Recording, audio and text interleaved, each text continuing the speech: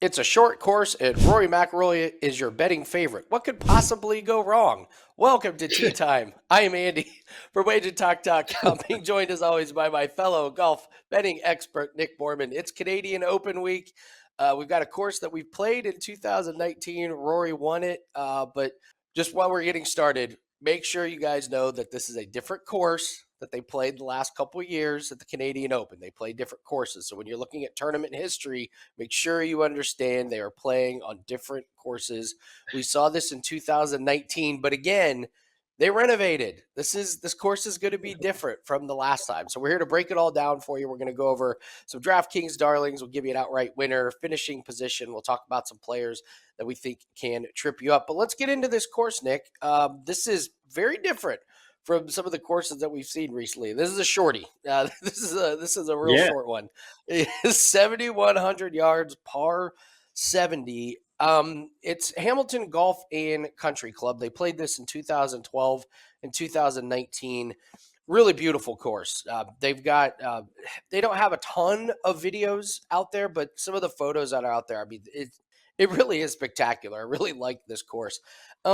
So we'll talk about the differences between this year and in 2019. You're not going to see it, but the greens are completely different grass. They're going to be a little bit different. So that may take a little bit of an adjustment for the players. These greens are small. There's big slopes, and they have mowed a lot around the green. So if your approach shots are not accurate, the ball is going to roll off, and getting up and down, scrambling, sand saves are going to be key around here if your approaches are not good. The bunkers they've made pretty difficult. A lot of them are severe, with the lips kind of hanging over. They're deep, so if you hit it in the bunker, it's not going to be as easy as some of the other bunkers that we've seen recently. Like last week, we saw a lot of pretty easy bunkers. These are going to play a little bit more difficult. There's going to be rain early in the week. So Monday, Tuesday, it looks like there's going to be rain, but it's going to clear up. And I think, Nick, that's going to make scoring ridiculously easy on Thursday and Friday, especially Thursday. I think Thursday you're going to see some really, really low rounds here. So accuracy off the tee is going to be important. I get that Rory is a betting favorite. Obviously, is the biggest name in the field. I think this is set up for a couple of the bombers, Nick. If they're really accurate off the tee, if they're hitting the ball a mile and they're accurate, they're just going to have wedge after wedge after wedge coming in on these approaches. I think we see a really, really low score get the win. Rough can be a little bit penalizing. So if you are a bomber and you're hitting in the rough, the approaches are going to be a little bit more difficult. But again, it's kind of like the Bryson DeChambeau theory where he was like, I would rather be hitting 9-iron out of the rough rather than 5-iron in the fairway. So that's my take on this course. I think they're going to shred it. I think the rain is going to moisten up these greens, and they're just going to be throwing darts. Never forget what Justin Thomas said after PGA Championship. He said, any course where the greens are soft and receptive, we're going to tear up. So what's your take on Hamilton? What's your take on this course this week, Nick? First of all, apologies for laughing during your opening there, because I always try not to, but you always make me crack up. So well done. You nailed a lot of the changes in the course since we saw it in 2019 pretty well. I mean, the greens, you mentioned the sizing of the greens being small in general. They actually are about 20%, according to PGATour.com, about 20% larger than they were in 2019. So they actually made them a little bigger. They removed about 16 bunkers from the golf course as well. Not that that's a huge deal to these type of guys. That would matter to us, but these guys don't find too many bunkers throughout the whole week, and I doubt many of them were ones that would really be in play. But I think the biggest key, as you mentioned, is a lot of the green surrounds. Used to be standard first cut and rough. Now it's a lot of closely mown runoff areas, which does two things. One, it allows players to be a little bit more creative when hitting into the greens. You can play for run up shots. You can play for the left side of not only the green, but the left bank, if you will, sometimes, and it might carry them back onto the green and towards the hole. On the flip side, you also have the runoff areas where if you're just slightly offline, maybe the fringe would have held you up before. Now you might fall down, a swale and be 10 feet below the green and have a much tougher up and down than before. So it is going to be a little different on your approach shots. As far as driving goes, I don't know. I mean, yes, advantage always to the length if you can keep it in the fairway. But I think kind of like we saw last week at Colonial, players were putting a premium. I mean, Colonial's tough, right? little different track than this week. This is still, as far as I'm reading right now, rough is expected to be 3.5 inches to start the week. So that is pretty long. So there are players, especially guys that aren't, great out of the rough or don't have a lot of the strength, are going to put a premium hit in the fairway, and they may dial it back off the tee as needed with, 3-wood, 5-wood, whatever it may be. So it'll be interesting to see how that plays as well. But those are the main differences this year to last year. You mentioned the greens being resurfaced. It used to be a mix of bent grass and Poana. Now it's just bent grass. Doesn't really matter to guys like us, but these guys, those balls react a little differently, especially in the afternoon. Poana greens tend to become very bumpy later in the afternoon versus bent grass stays pretty smooth throughout. So interesting to note, but I kind of look still like I did last week at Colonial. I'll still say a lot of the sight lines are the same. The comfortability of players that have played here before will still be there. It's just there's subtle changes that they're going to have to get used to, I guess, is the best you could say. But a couple days there in advance on Monday, Tuesday, and Wednesday to get ready. I'm sure they'll be comfortable by the time they tee off on Thursday. But otherwise, weather. There isn't any weather this week. It looks freaking beautiful. So low 70s, no wind, no rain. You're right, Andy. This should be a much lower scoring tournament than we saw last week at Colonial. Yeah, I think -20 is well within play for the conditions and the setup this week. I think someone goes really, really low on this one. So I'll even venture to say we see a -8 on Thursday, maybe a -9. It couldn't set up more perfect on there. I think someone gets out and goes really, really low on that one. So let's take a look at the total strokes gained chart.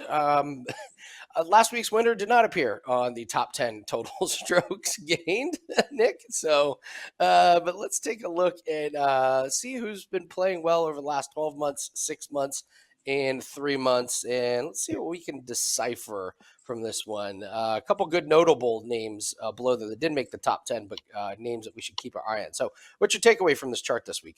Davis Riley last week was not in the top 10, Andy. No, he, in fact, there was 132 players in the field. He ranked 103rd of the 132 players in strokes gained over the previous 12 months. But he had kind of warmed up a little bit over the last 3 months, but it was really a fluke winner, 350 to 1. This week, no surprises here on the list. One thing I'll flip back to last week. Even though the winner wasn't there, you look at the next top 10 and where that finishing was, and I think it was all of the top 10. So it still is a good indicator as to who should probably play well over the course of 4 days. But this week, of course, Rory is going to be leading the way by a wide margin, and that's why you see him at 4 to 1 as his best number out there at the books. Fleetwood, he actually lost in a playoff last year in this tournament. Of course, as you mentioned, Andy, it was a different course when they played it, but he's second on the list. Although, if you look at his strokes gain numbers over the 12, 6, and 3 months, the 12 months is number 2 in the field, and 6 and 3 months really hasn't fallen off that much. But I was kind of surprised by that. I really haven't heard or seen much from Tommy Fleetwood as of late, so I'm a little like where I don't understand where those numbers came from, because I thought I would have dropped off a lot further just because I haven't. I guess I just haven't been paying attention. Maybe he's finishing 30th every week, and it's just enough to keep his number where it is. But I was a little surprised to see Tommy Fleetwood's number kind of staying up over the last 6 and 3 months. The ones I was not surprised, I think the 2 hottest guys in this field besides Rory are right here on this screen. Theegala, who's been phenomenal this year. He doesn't have a win, of course, but he's got a ton of top 10s and very, very strong fields. And then Noren might be the most consistent, we'll call it hot, streaky player that without a win right now. He's got 8 straight top 25s coming in, 41 years old. So he's like, right at that, golf's a weird sport, right? He's like kind of right in that prime of his career. I don't know if he'll have enough to get to the win, but this is probably the field where he could, but very, very consistent as of late. Adam Scott, he plays like once a month, yet he never has a bad tournament. He really just doesn't. Even last week, he still finished very, very well as best of the year. I think it was tied for 12th at Colonial. So surprising there as well. Tom Kim, you've mentioned him, I think, all year, Andy, as a guy that you have been trying to fade and not touch. And the graphic clearly shows that's been a good move for you. Same with Sam Burns, who's clearly fallen off the rails here. And then I threw a couple notables on. Akshay Bhatia has been playing very well. I had that earlier win this season already. And then the bottom name is a name that garnered some attention last week and really has been the last few weeks, if you've been paying attention. Mac Messner. There's not much to say about him. He's coming off a 5th place finish last week. He's got 3 top 12 finishes, I think it is, in his last 5 starts. So he is a rookie. He is coming alive very, very strong. They got 100-1 out there on him to win at Bet365, but there's a ton of good value on him in top 20, top 10 markets as well. And he's playing very, very well. So this is your top 10. Again, over the last 12 months, this list does change if you look at shorter windows of 6 months and 3 months, but it has proven. I keep track of 12 months, 6 months, and 3 months and where the win correlation is. And 12 months has been the one that's been the most consistent in predicting winners. And you can see that up at the top, where 59 of the last 108. So basically a little more than half of the tour winners since 2022 have been in this top 10 over the previous 12 months. So I'm going to keep sticking with this graphic until it begs to be changed because the numbers suggest otherwise. But that is your list for this week. I'm not giving away all my trade secrets. I'm just saying that a couple of the non-domestics have Alex Noren versus Sam Burns as one of their matchups, and that is so right up my alley, Nick. I mean, that is, oh my God, that is beautiful. That is everything I want. Minus 200, he's a play. He is not. It's a very reasonable price. So, I mean, like I said, I'm not going to give away all my plays, but I'm just telling you that one has my attention. It's everything I like. I get a super consistent, under the radar player that really only the true golf fans know what kind of year he's playing, going up against a guy who fade the baby theory, who's sporadic, and who's been just downright terrible at times this year. So. Shout out to everyone in the comment section. Leave us a comment. Tell us who you like this week. Tell us if you're going Canadian this week. We're going to talk about this here in just seconds. Canadian Open. Do people flock to the Canadian golfers? Is that a mistake? So, but hit the like button and make sure you subscribe to the WagerTalk YouTube channel. Tons of free videos every single day. Videos for MLB games. And, of course, we're breaking down the last few games of the season for the NBA Finals and the NHL. So make sure you hit the like button and hit the subscribe if you've not already. We're doing a great job. We're adding so many subscribers, and we really, really appreciate it and hope you're enjoying the gambling content. I do have to shout out, last week we asked people to put bad beats in the comments section. Jante brought up the Colts money line versus the Houston Texans last week of the 2022-23 season when Lovie Smith decided he wanted to go out with a bang. Joe Ranieri, I'm sure you remember that one when Lovie tanks the #1 pick for Houston. that was an iconic bad beat. So shout out to that one. And shout out to Sean and Rob, Barry, and King, and all you guys in the comments section. So, Nick, let's take a look at some players that can trip you up here. And this is the section where I'm actually going to ask you first. Do you put an emphasis on Canadian players at the Canadian Open? I don't. Well, until last year, it made sense not to. Of course, Taylor won, and Adam Hadwin got tackled like a linebacker on the putting green, which is cool. No, not usually, but I will say this, because there's more of them, right? Of course, everybody knows the big five, let's call them, but there's more of them in the field. So the chances, just the sheer number, suggest that, all right, somebody's going to have a decent week and somebody's going to finish in the top 5, top 10. So for that avenue alone, maybe you look at a top 5, top 10, try to find the Canadian or two that might play well, because one of them's going to. But otherwise, just on normal betting, I wouldn't say, oh, because he's Canadian, I'm going to take this guy in a matchup over whoever. No. But somebody will have a good week again just because there's more. Absolutely. Well, we'll start with players that can trip you up. This is our segment where I look at players that I think a lot of bettors are going to be betting on. And I'm just warning you, I think they can disappoint. I'm going to start with Shane Lowry, coming off a 6th place finish at the PGA Championship. But make no mistake, that was the result of his insane 3rd round where he shot -9, long birdie putt after long birdie putt after long birdie putt. And this was a guy that was horrific at putting. And that's not my words. Like, he was even saying how bad his putting was going into that tournament. So what happened after that big day? Putting wasn't very good. The next day, I just think he's overvalued here as the 4th highest betting favorite. His tee to green numbers have been really good, but I think we're getting a really inflated number here because of one outstanding day putting.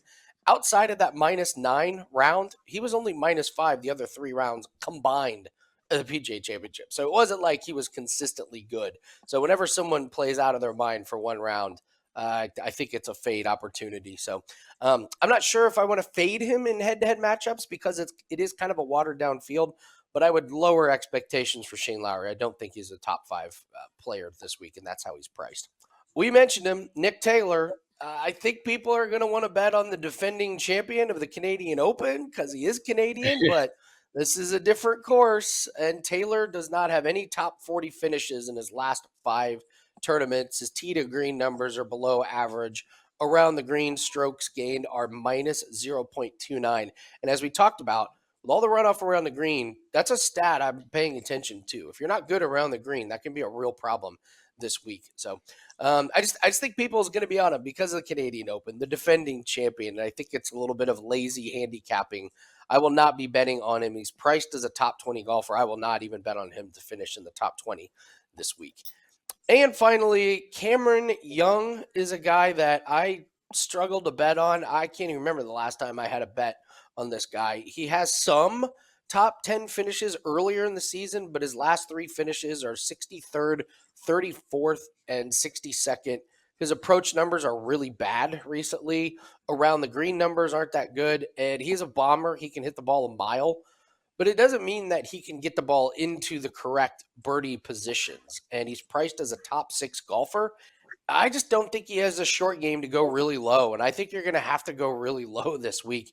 Over 4 rounds, I don't think he's a top 10 golfer this week. His length is one thing, but your short game approaches have to be on point.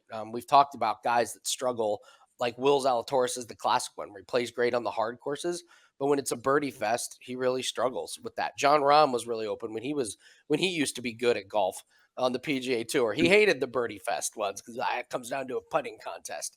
So Cameron Young kind of fits in that mold for me. I don't think this is a course that sets up well for him. So Shane Lowry, Nick Taylor, and Cameron Young are 3 players that this week I think can trip you up.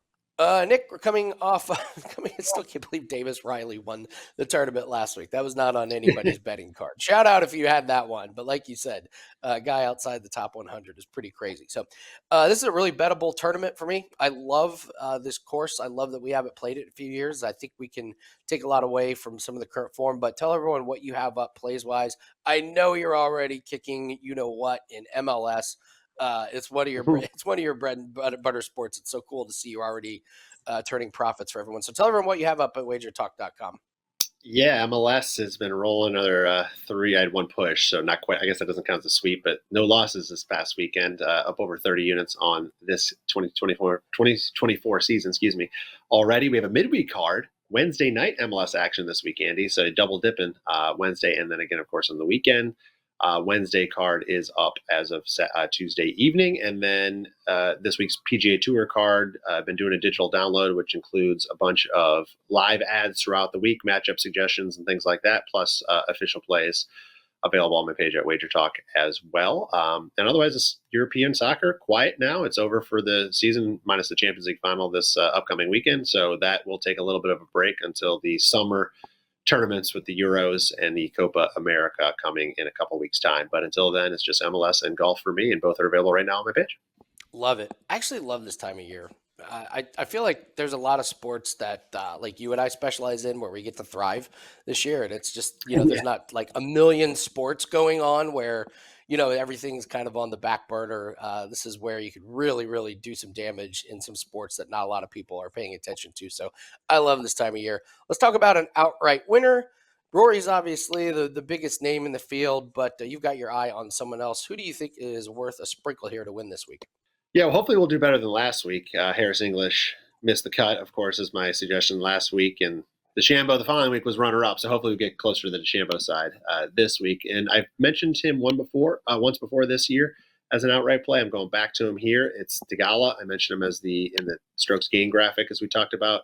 Listen, obviously Rory's betting favorite for good reason. And unless you're putting all your eggs in that basket, Theegala is not too far behind as far as current form goes, and a guy that is a winner now and is proving to be in contention in some of the biggest tournaments. If you look at his numbers this year, I mean, they're impressive for a guy that, I really don't know at this point yet what the casual golf fan knows about Theegala. The more and more he plays, the more and more he's up in the leaderboard, and the more and more they show him on, the weekends. I guess they're starting to learn who he is, but he ranks 5th Andy, this year in total strokes gained. His putter has been great. I mean, most of it's because of his putter. He ranks 4th in strokes gained putting this year. His only weakness is the one you mentioned as a possible issue this week is around the greens, but he is in the top 25 in both strokes gained off the tee and approach. So the guy hits the ball well. He putts well. If he misses the greens, he tends to struggle a little bit more than average. But overall, very, very strong. And you look at some of his results this year, he's got 6 top 12 finishes. He had a runner-up at the Century and the RBC Heritage, both signature events. He also had a solo 5th at the Waste Management Phoenix Open, tie for 6th at the Arnold Palmer, tie for 9th at the Players, and then he's coming off a tie for 12th in his last start at the PGA Championship. He did not play last week. So you're talking about tough courses. You're talking about obviously very, very deep fields because you're looking at majors, you're looking at signature events. So you come to this week, which presents much weaker as far as the field goes, and you just have to feel as long as he plays his game, he's going to be in the mix again on Sunday. He's going to be there and give us a chance. And again, when you're betting outright, that's all you're looking for. 20-1 is a number that's out there available right now from a couple of books. I think is great value on Theegala, and I think he'll give us a good chance to cash that when it's all said and done on Sunday. I love his attitude. He's got a really unique attitude towards the game. If you listen to him in some of his interviews, he's very thoughtful, and he kind of looks at some of the situations very different. So I find him an intriguing guy. I'm glad he's going to be in our golf lives for a long while. I think he's going to add some really really unique. I think he could eventually be a real character on tour. We're always looking for unique personalities and such, and I think he's one of them. So I really enjoy having him around. Let's take a look at some DraftKings darlings here. Some surprise names. Taylor Moore really hurt my feelings last week, Nick. Him and Harris English did us no favors on that one. But they're DraftKings darlings for a reason. They're very low-priced guys at DFS. Taylor Moore's streak of making cuts came to an end. So let's take a look at who we like this week. I can't believe Gary Woodland is now a guy that you can bet on and a guy that you can put in your DFS lineups. Shout out to him, man. After coming back from brain surgery, it's a guy who's made the cut in 3 straight tournaments. And in a watered-down kind of weak field, I think he can make the cut again. In the last 30 days, his around-the-green numbers are horrific. But his putting is like through the roof. So I'm hoping we can get kind of a meet in the middle somewhere and just get some weekend points from Gary Woodland. But he's been making the cut at tougher fields than this one. So 6,200, no brainer for me on that one. No pun intended there.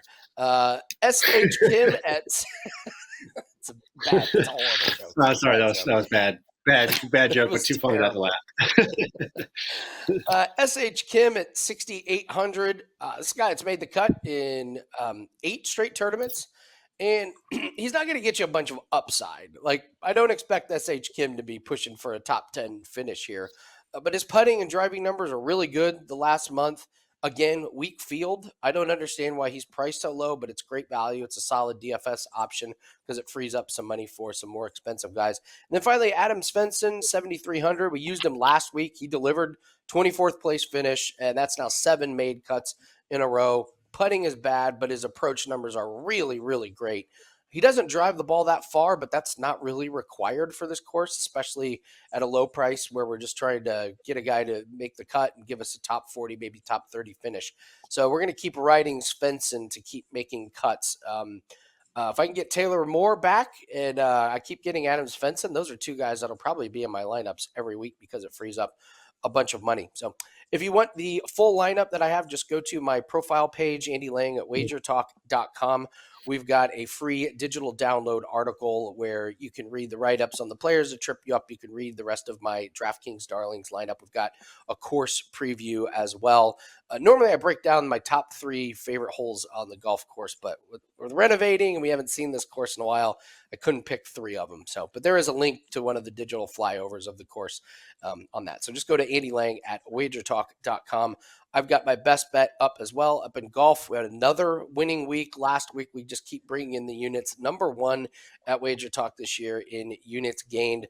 I was telling Nick earlier, they're putting up the individual round scores And those have been an absolute moneymaker the last 3 weeks. We've turned a profit in all of those. So when you get the golf pack and the best bet, you're going to get all of those plays throughout the week as long as they keep putting them up. We've had really, really good success with those. And that was another nice source of income coming in to help build the bankroll. So if you want to grab that, number one at golf, never had a golf losing season since being at WagerTalk. Very proud about that and looking forward to a really good bettable tournament this week at the Canadian Open. Let's take a look at a top finishing position, and this is a name that popped up and on the chart that we talked about earlier, total strokes gained. So let's make some use of that chart, Nick. Let's talk about Akshay Bhatia. Nice price on the top 20 here.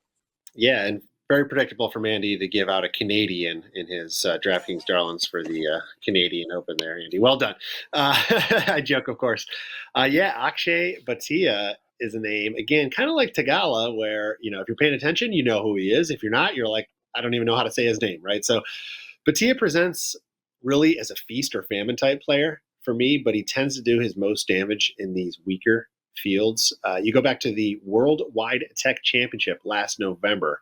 Bhatia has 9 finishes inside the top 20, including that win at the Valero Texas Open. His other 9 starts include 6 missed cuts. So it's possible we know the outcome of our bet before the weekend. Hopefully not, because that would be a bad sign. But still, that's a 50% win rate. 9 top 20s out of 18 as starts. And at better than 2-1 odds this week, I mean, we would have a nice profit, obviously, if we were betting him to do that every single time he teed it up. Still, Bhatia, despite those missed cuts, he still ranks 12th, Andy, in total strokes gained this season, thanks to strong iron game. He comes in at 14th in strokes gained approach. Maybe I'm putting too many eggs in the basket of short game is not great. That's his weakness too. But his putting is respectable at 35th this season. And you mentioned about the low round guy like Shane Lowry and not riding a low round guy too much. Well, I look at Bhatia as the opposite, and not necessarily for an outright winner, but for a leaderboard type of play. Bhatia is known for that ridiculously low round, right? He rode that opening round 63 to victory at the Valero Texas Open in a field that did include Rory McIlroy. And to be honest, that field kind of very similar to this week's field. I think for him to cash a top 20, he just needs one low round, and he does that often. And if it was betting an outright or betting a matchup, I'd be a little bit more concerned. But when you're just trying to get up there in that top 20 kind of a market, all you do really need is one low round to get into that market or to get into that finish. So I think that could do it for him. And he might not need it, but at 2-1, considering he's done 50% of the time, over the last, I guess we're at 7 months now, I'm going to ride it. And it looks like every book out there is kind of in that neighborhood. And as I always do like to say, if you can find a book or have availability to a book that pays out on pay in full in ties, play that. Because again, sometimes you're losing 30 cents, 40 cents to the number, but it is worth it, especially in a guy like Bhatia, where he might finish tie for 18th and there's 6 guys finishing tie for 18th. Well, that's a big difference to get that full payout versus getting less than half. So keep that in mind when you're betting these leaderboard bets. But I like Bhatia at better than 2-1 this week, Andy, to be somewhere in that first or second page of the leaderboard. I say this every time about Bhatia, Nick. Whenever I see the size of his arms, I can't believe how far he hits a golf ball. It just it blows my mind. I think my 5-year-old has bigger arms than he does. It's amazing. That's actually a flattering. That's actually a flattering picture. Yeah, you can see a little bit of ripples there. But shout out to Bhatia, man. Real quick before we go, once again, guys, please hit the like button and leave us a comment. Tell you who you like this week at the Canadian Open. By the way, if you haven't watched the Canadian Open, the crowds are always like fantastic. Always like a top, they are. like 5 Yeah. outside of the majors, and maybe even in the majors. It's top 5 crowd. Like it's a party. Yeah. Like it's pretty cool. Like you said last year, Nick Taylor hits the bomb to win, and the security guard tackles Adam Hadwin for trying to come on. You got to YouTube it. If you haven't seen it, you got to YouTube it. It's great. Yeah, it is worth it because in true Canadian fashion, they just kind of immediately forget about it, go on with their partying, like they're always happy. It's like if you had done that to somebody else, it would have gone bad. So real quick before we go, I have to ask you about Scotty Scheffler. I had a parlay with him in the top 10. Mm-hmm. He gets there easily, doesn't win because Davis Riley has, the tournament of his life. But when you watch Scheffler, you can see some tension going on there. He snapped at his caddy a couple times. Some really shocking shots. And so you're like, oh, maybe he's down. And then there he is in second place, cashing all your top tens and top 5 plays. Are we seeing, is it just Scotty Scheffler is fine and he's dealing with this because we're seeing some really weird things from him on the course but then he still ends up there right near the top in both of these. What's your take on Scheffler? Do we just keep playing him as we have been? He keeps cashing these top 5s and these top 10s? I think so, as far as top 5 and top 20, because he's showing that what is his first over par rounds all year, and he's still finishing in the top 5. Right, he had another triple bogey this week in I think it was the second round. So despite all of that, he still gets up there on the leaderboard. Honestly, this may sound just like a cop out, if you will, but I want to say a lot of this may have something to do with his new fatherhood. I mean, honestly, that first month or two of a newborn is rough, dude. You don't get any sleep. It just throws out your whole everything. Your whole routine. I mean, these golfers are all routine, right? You get them a little out of routine, but he is good enough to where other guys would miss the cut, right? Or just finish dead last in the field if they do make the cut. He is good enough to overcome that to still finish top 5, top 10. I'm not saying that's exactly what it is, but I bet it plays a part in this. You go into these tournaments tired. I mean, golf is a game where it's different every day because your body's different every day. Like, what'd you do yesterday? What'd you do before? Did you chop wood? I mean, nobody's chopping wood here on tour, but you get my point, right? So it depends what you did, how you're at. And I think that could be a factor. And maybe that's a little bit why he's a little short fused. It gets really annoying really quickly to get woken up at 2 a.m., 4 a.m., 5 a.m., 8 a.m. Like, it's just, you're going to snap on somebody, and that's okay. But in the long run, I think he's fine. I think he's fine. I think he can continue to bet him as far as the leaderboard markets go. It was strange because, like I said, I had him in a 4% parlay to make the top 10, and he gets that triple bogey, and I'm like, I know. It's over. It's over. He's not even going to make the cut. He shot 9 under or 8 under? No, 7 under. And he just huge at Colonial. Yeah, huge. Yeah. So I, as nervous as I was, things are just going to get better for him. This incident with the police is going to blow over. It looks like probably sooner rather than later now that the videos come out. And some things are not what they seem. Like you said, the first month is toughest, and he's almost a month through it. So, I mean, like you said, the talent of this guy to have a triple bogey, snapping his caddy, then all of a sudden he's in second place, cashing all the bets. I still think he's a bet on. And we could put that picture up every show and every like, can you imagine, like, in 10, 15 years when Scotty Scheffler has like 14 majors and that picture's still around? You're like, what happened then? So what happened? But what happened on that one? So I'm still going to be betting on him. I'm not going to be scared. I know the books are giving us, big numbers on it, but we still get these minus 300s on him to finish top 10. I'll parlay it with something and keep riding it for the rest of the season. So you don't get too many of those opportunities throughout the season to just keep hitting the same thing over and over and over again. So I'm not going to be scared of it. So, all right, that is going to do it for us. Like I said, if you have a chance to watch this, it is a party, especially towards the end of the day. Like, if you can't watch it in the middle of the day, that's one thing. Wait till the end of the day when the party really, really gets going. The course is set up beautiful, freshly renovated, pretty good field, and always going to be a good viewing experience for everybody. So hit the like button, leave us a comment, and we will be back next week to break down another golf event, get you ready to turn a profit on tee time. Good luck on your bets. We'll see you next week.